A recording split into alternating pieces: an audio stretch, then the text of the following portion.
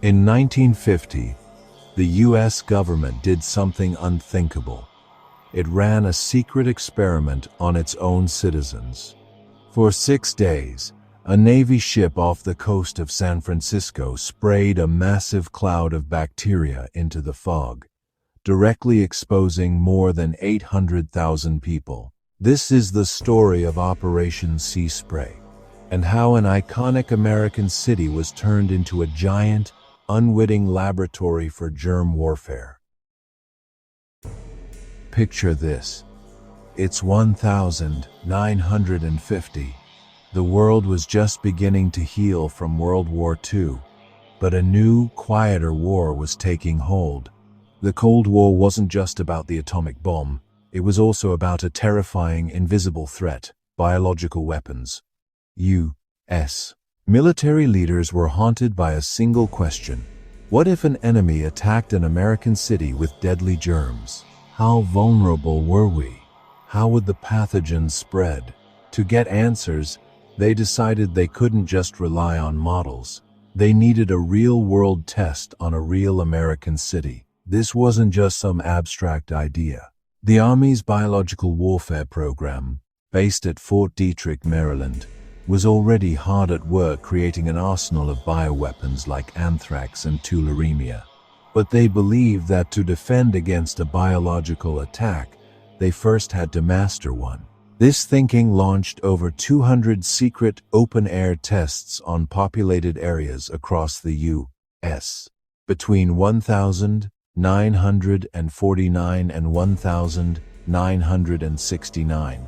And for their first major experiment, they chose one of the country's most beloved cities.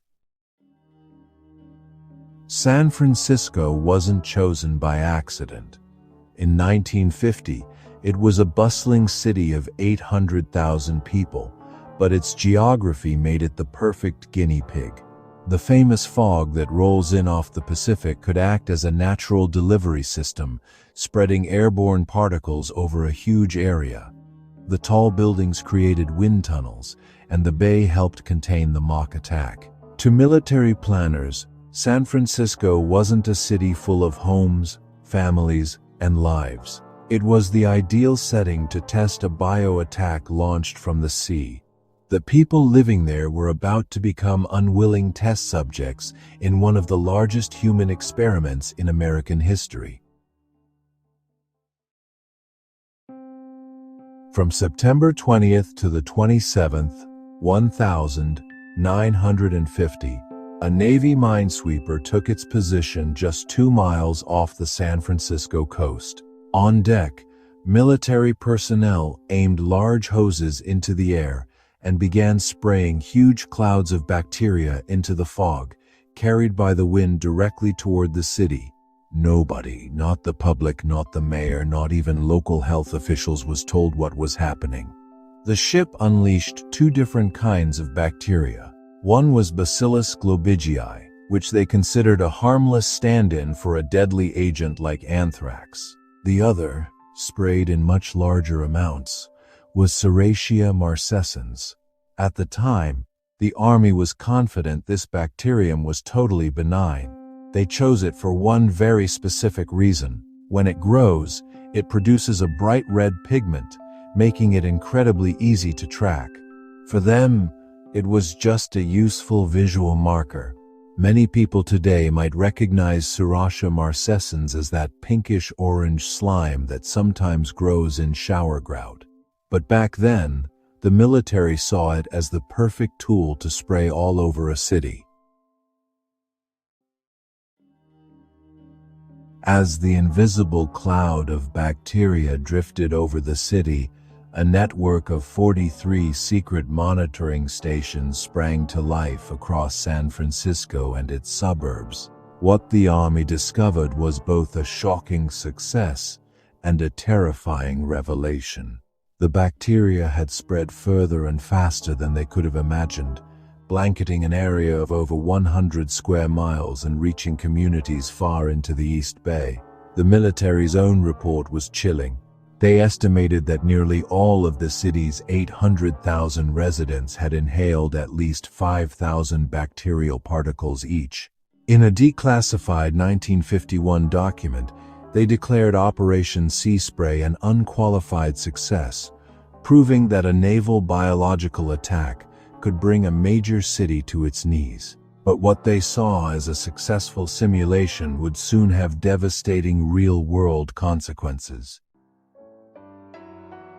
Just a week after the test ended, on the 11th of October 1950, doctors at San Francisco's Stanford Hospital noticed something strange. 11 patients came in with severe and unusual urinary tract infections. The cause? Serratia marcescens, the exact same harmless bacteria that had just been sprayed all over the city. These infections were shockingly aggressive and resistant to the antibiotics they had. 10 of the patients eventually recovered, but one, a 75-year-old retired public works employee named Edward J. Nevin, wasn't so lucky. He was recovering from a routine surgery when the infection took hold, spreading to his heart valves. He died a few weeks later. The cluster of infections was so bizarre that the doctors wrote about it in a medical journal, completely unaware that it could be connected to a top-secret government experiment. Around the same time, pneumonia cases in the city also spiked, though a direct link to the spray was never officially proven. For decades, the outbreak at Stanford Hospital was just a medical mystery. The truth was far more sinister. Was Edward Nevin's death a one-in-a-million coincidence? Or was he the first American casualty of a simulated war? When the story of Operation Sea Spray finally broke, the Army dismissed any connection as totally coincidental. They argued the outbreak happened at only one hospital and that all 11 patients had undergone procedures that could have exposed them to an internal hospital contamination source. But what the military called harmless in 1950 is now known to be an opportunistic pathogen.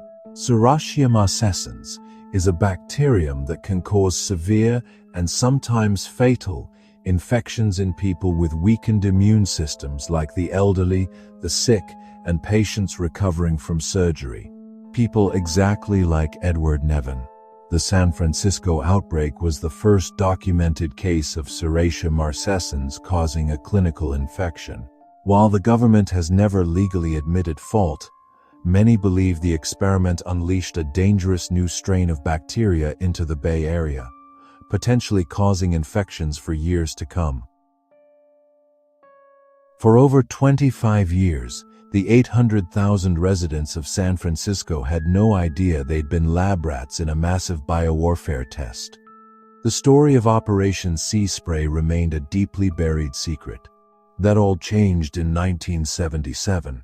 The truth was finally dragged into the light by a series of explosive U.S. Senate hearings led by Senator Frank Church.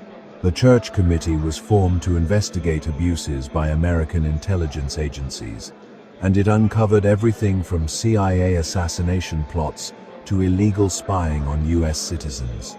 It was during these hearings that the Army finally admitted to the 239 secret open-air germ warfare tests, including Operation Sea Spray. The public was outraged.